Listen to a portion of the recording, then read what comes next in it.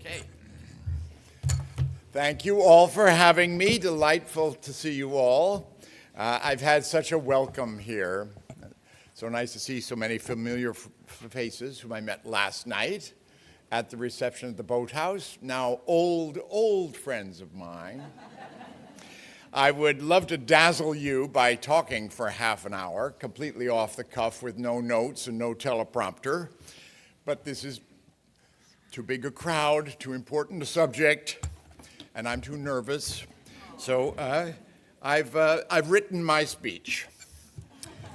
And I apologize for making you look at the top of my bald head while I read for the next half hour. But when I finish, I think you'll be glad I did.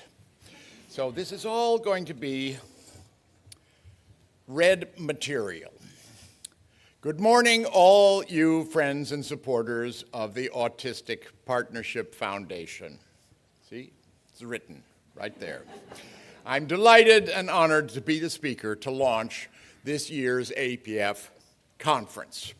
Delighted and honored, yes, but also daunted and intimidated by my assignment. After all, I'm an actor and an entertainer, a narcissistic lightweight by any conventional definition of the word. Who am I to speak on the urgent subject of autism?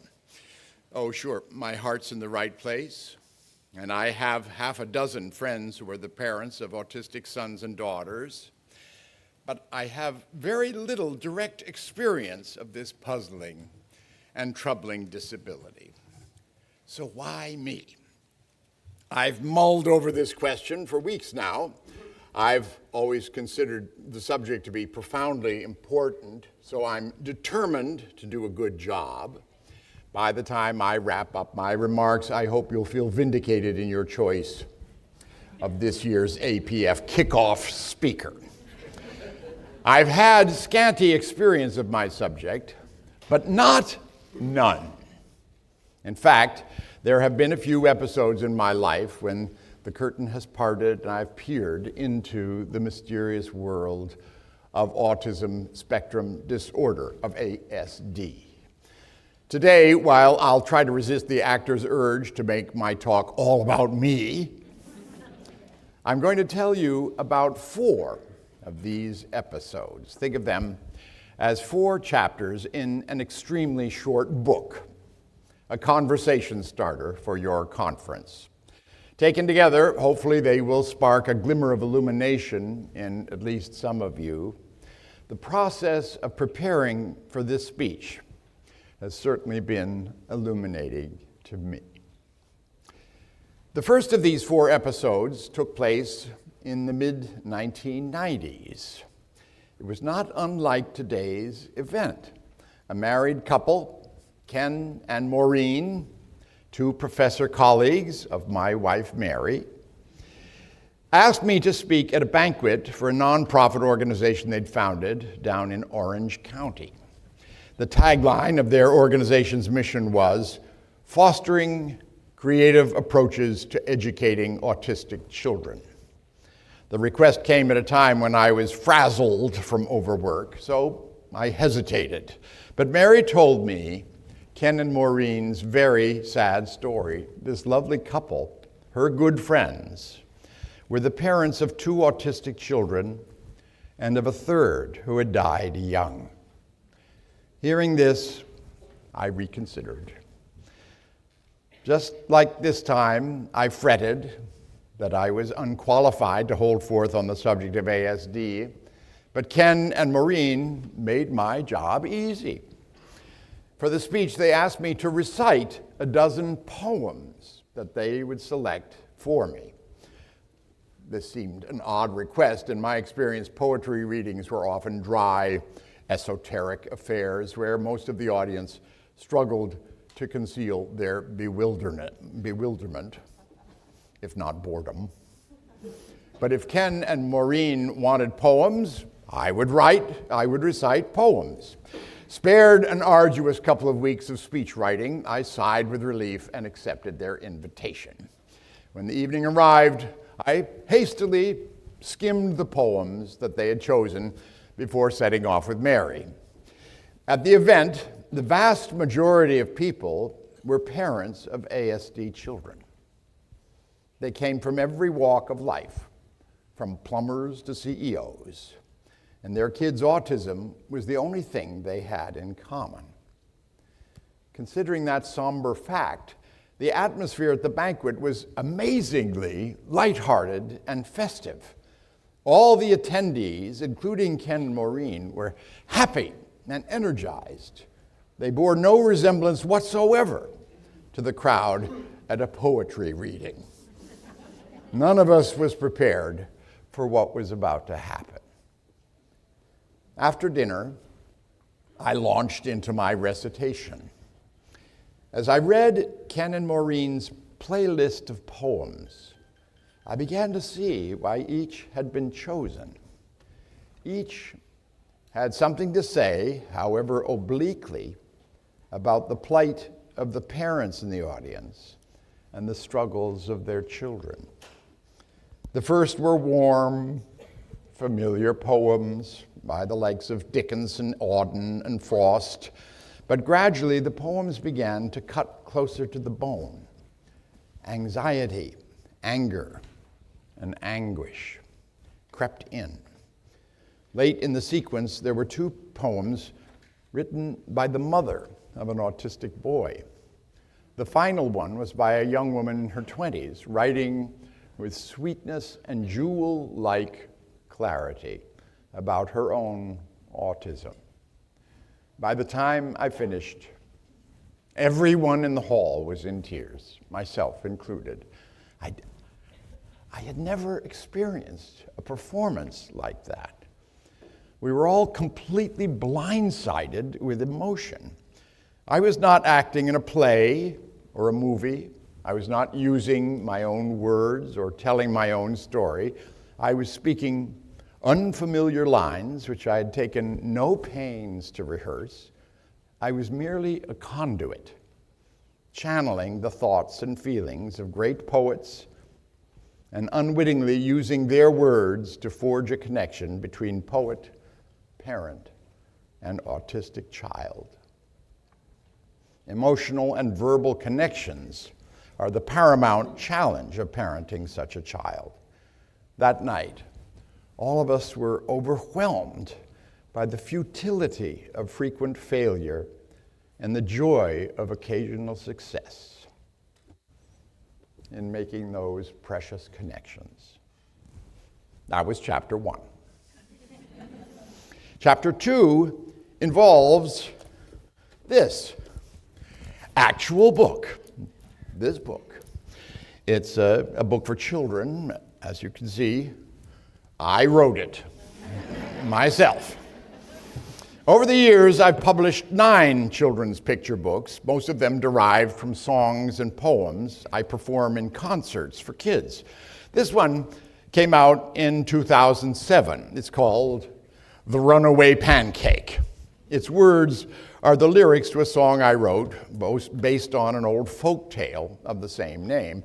A lot of you will know the story. Auntie May makes a pancake for herself, which comes to life and rolls out the door to cross the countryside, pursued by Auntie May and a growing number of animals who want to eat it. In my version, the pancake sings a taunting song to his pursuers, repeating it about 6 times. The song grows longer and longer with each iteration. I'm going to sing a little bit of it for you. No, no, no, no, no, I'm too fast, you're too slow. Pan, pan, patty cake pan, I got away from Auntie May. I got away from old dog Tray. I got away from the cow in the hay. I got away from the donkey's bray. Even got away from a bear today. And I can get away from you, I can. And so on. Yeah. The story ends a bit gruesomely when a clever fox pretends to be hard of hearing and tells the pancake to roll a little closer and sing a little louder. And then the fox ate the pancake with one enormous gulp. Now, the song is an interactive sing-along characterized, as I've just demonstrated, by my over-the-top hijinks. My publisher wanted to include a CD of the song with each copy of the book, so we set out to make a recording of me singing it for an audience of spirited kids. I called up the preschool that my own kids had attended, and I offered them a free concert.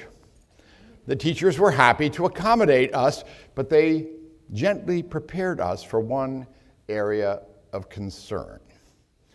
Because of their worthy policy of inclusion, the class included one superactive 4-year-old with ADHD and one completely nonverbal, low-energy autistic child. I was unfazed by their worries, so on the day we set up the mics, gathered the kids in a group, and I launched into my classroom concert. I was ready for anything, and I gave it my all. As the song built to its manic climax, something surprising happened in my little audience. The ADHD boy sat in stillness and silence, transfixed by my boisterous performance. But the quiet autistic boy lit up as if we had flipped an electric switch on his back. He was laughing, singing along, and crying out with delight. His teachers were astonished. These were the first words they had ever heard him speak. Don't believe me? Get the book. Listen to the CD in the back, and you will hear the voice of an autistic child piping happily above all the rest. Chapter 3.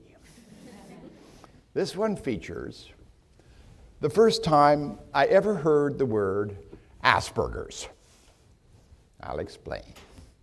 In the late 90s, I played Dick Solomon, the clueless and imperious high commander of 4 aliens secretly conducting research on Earth in the hit TV series Third Rock from the Sun. By all means. One day, a couple of years into our run, one of our writers, an antic funny man named Bob Cushell, came to work with a story to tell. A child psychiatrist friend had called up Bob with some news. He'd run across an article in a psychiatric journal that compared us aliens on Third Rock from the Sun with children living with a condition on the ASD spectrum. The name of the condition, little known at the time, was Asperger's syndrome. Now, Bob was a comedy writer, of course. He told us about the article with a mixture of cockiness and self-mockery. His intent was distinctly comic, and we were all tickled no end by his friend's discovery. But just last week, as I worked on today's speech, I suddenly remembered that day in the Third Rock writer's room. I turned to my computer and attempted to find that long-lost article, thinking it might be apropos. I Googled Third Rock from the Sun, psychiatry, and Asperger's. I found nothing resembling Bob's article. But what I did find was gold. My speech, it turned out, was writing itself. To wit, in November of 2020, a man named C.M. Crockford wrote a piece that was posted on a website called Nerdist. I have not yet tracked down Mr. Crockford to ask for his permission, but I'm going to read you the first and last paragraphs of what he wrote. I can't imagine that he would object. Get a load of this. You will soon understand why I've chosen to read it to you. It's called Third Rock from the Sun, Autism, and Me, by C.M. Crockford. The analogy which often describes the experience of autism spectrum disorder goes something like this. I'm an alien who's been stranded on Earth. I know some of the basic rules, but I can't quite grasp the social norms and codes everyone else has mastered and takes for granted. I always feel like an outsider still trying to understand how humans work. As someone with ASD, I've felt like an alien from another planet almost all my life. So when my partner showed me the 90s NBC sitcom, Third Rock from the Sun, something about it struck a chord. I soon realized why the aliens on Third Rock acted like they're autistic. However unintentionally, the Solomons capture so many of the absurdities, complications, and joys that often come with autism, often better than purposeful depictions like Rain Man and Adam. Watching it in the past few months, then, has been a source of comfort and unexpected recognition. Crockford goes on to describe our show in detail and expand on this thesis of his. Then he concludes with this. It's good to keep in mind that Third Rock is still a broad comedy. It isn't a realistic depiction of a developmental disability, nor was it intended to be. God knows the show also isn't showing any of the difficulties that stem from autism and our typical differences with neurotypicals. Representations of neurodiversity in the media have changed a lot since 1996, but Third Rock from the Sun is unique in capturing, even if by accident, what being autistic in a non-autistic world can feel like. And during an uncertain time, unfriendly to disabled people, it can be a comforting and wonderful thing. The acting profession is not easy. It's rife with disappointments, self-doubt, sometimes even self-contempt. You'll recall that I've already called myself a narcissistic lightweight in this very speech. But when I read heartfelt, grateful words, like the words that Mr. Crockford wrote, I'm filled with pride, relief, and belief in the value of what I do. Chapter 4. This chapter, unlike the others, is not about one single event from long ago. In fact, it encompasses these last few weeks as I geared up for this speech. But just like the others, it's all about autism, connection, and the impact of words, written, acted, spoken aloud, even sung. This morning, I began my speech confessing to you my feelings of inadequacy at having so little personal experience of autism. You will also recall my reference to friends whose own family histories include the challenge of raising ASD kids.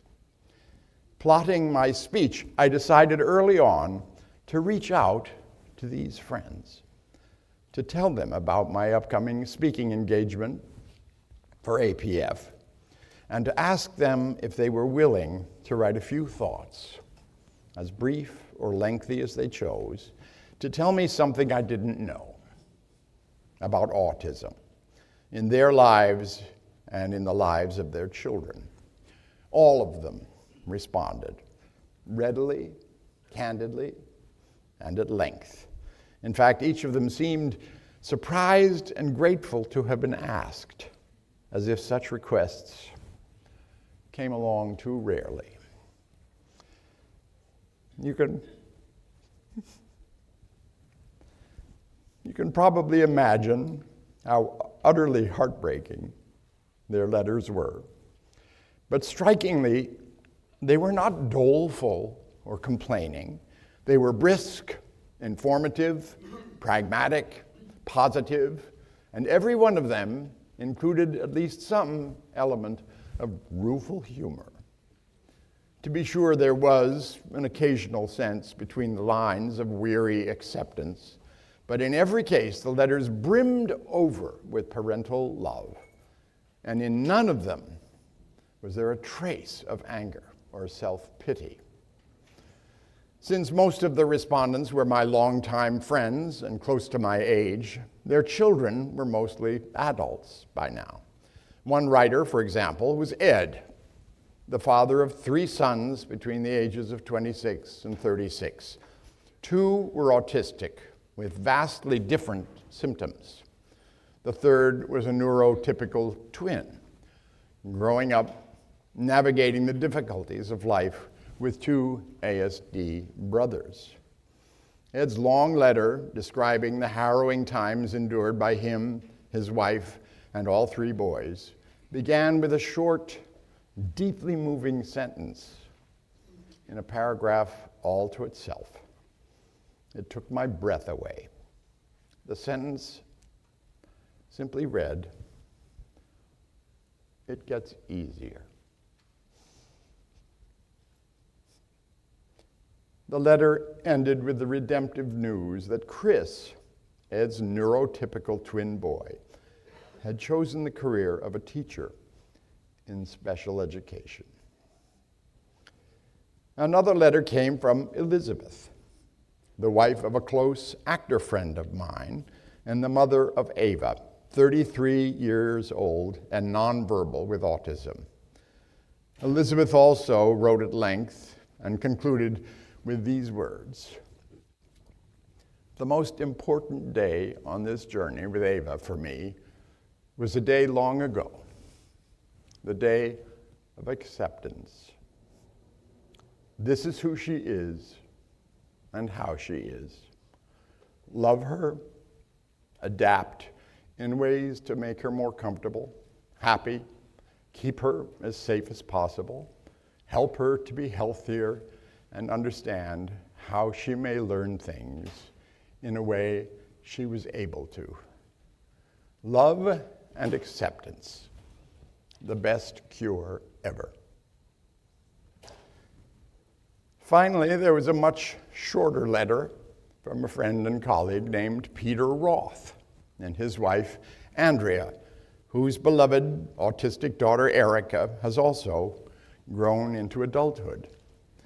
Peter is the former longtime head of Warner Brothers Television.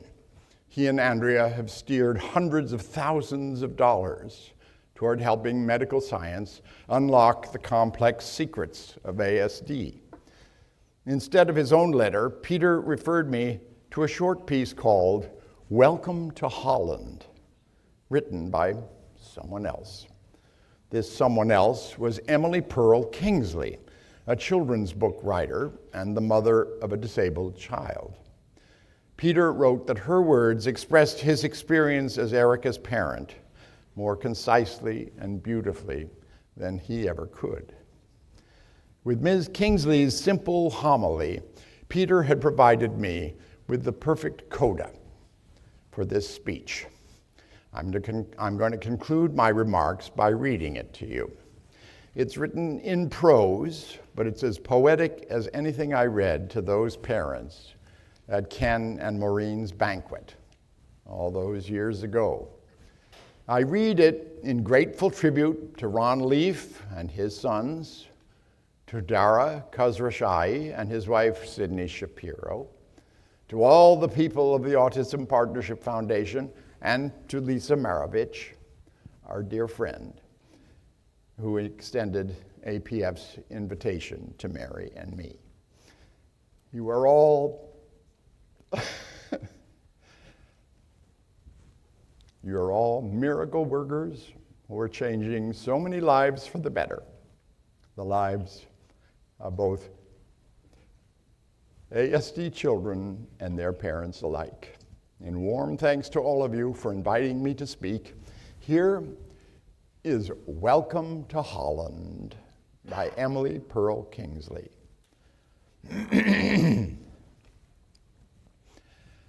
I'm often asked to describe the experience of raising a child with a disability, to try to help people who have not shared that unique experience to understand it, to imagine how it would feel.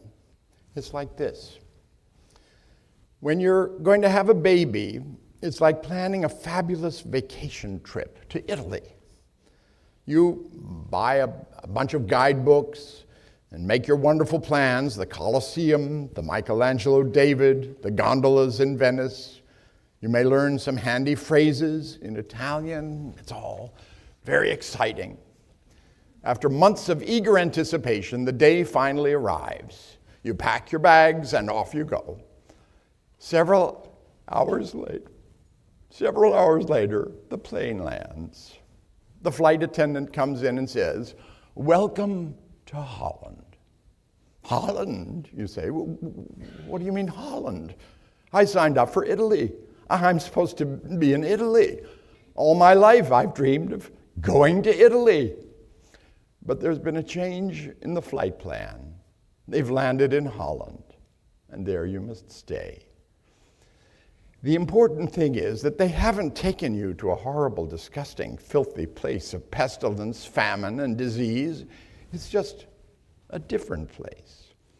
So you must go out and buy new guidebooks, and you must learn a whole new language, and you will meet a whole new group of people you would never have met. It's just a different place. It's slower paced than Italy, less flashy than Italy. But after you've been there, I'm so sorry, but after you've been there a while, you catch your breath, you look around, and you begin to notice that Holland has windmills. Holland has tulips. Holland even has Rembrandts. But everyone you know is busy coming and going from Italy. And they're all bragging about the wonderful time they had there. And for the rest of your life, you will say, yes, that's where I was supposed to go. That's what I had planned.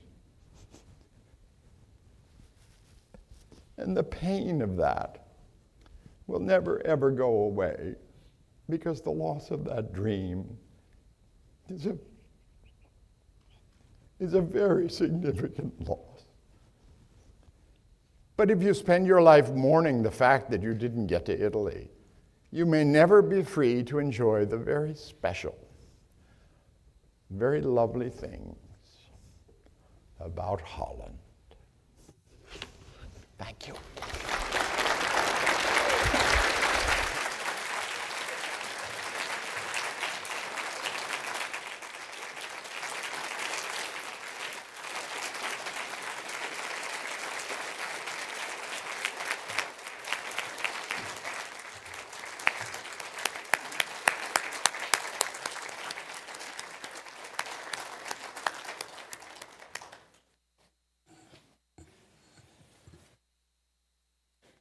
All right, time to go home.